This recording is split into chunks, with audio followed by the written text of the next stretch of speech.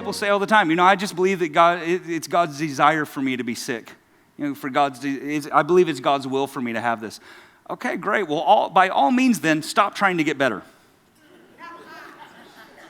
Because if it's God's will for you to be sick, stop trying to get better.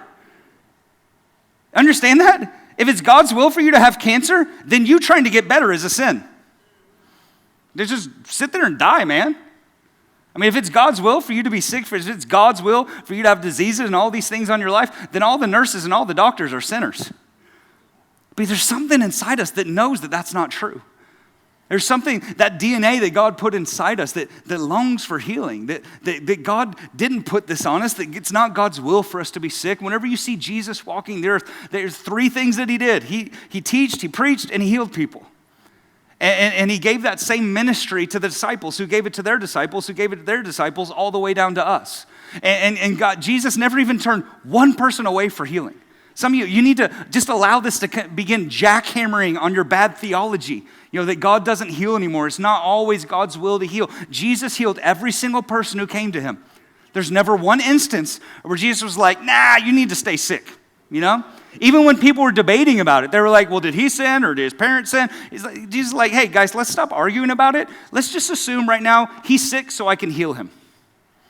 He never even turns one person away. The only person who ever asked Jesus, is it your will? He says, yes, it's my will, and he heals the dude.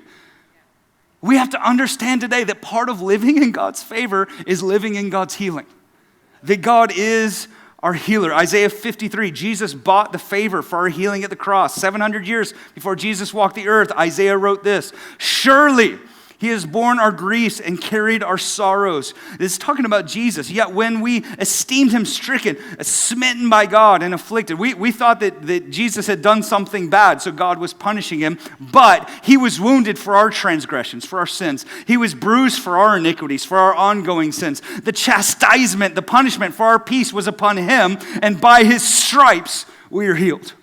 We say that pretty much every service, and some of you just never even knew where it came from. Right here, Isaiah 53 prophesied 700 years before Jesus was even born that by his stripes we are healed. Some people will say, well, no, my spirit is healed. Your spirit is not healed. Your spirit is born again. Your spirit is made new. Your spirit doesn't need healing. Your spirit needs to be made again, and that's what happens through salvation. Your body needs healing, and that's what Jesus purchased at the cross.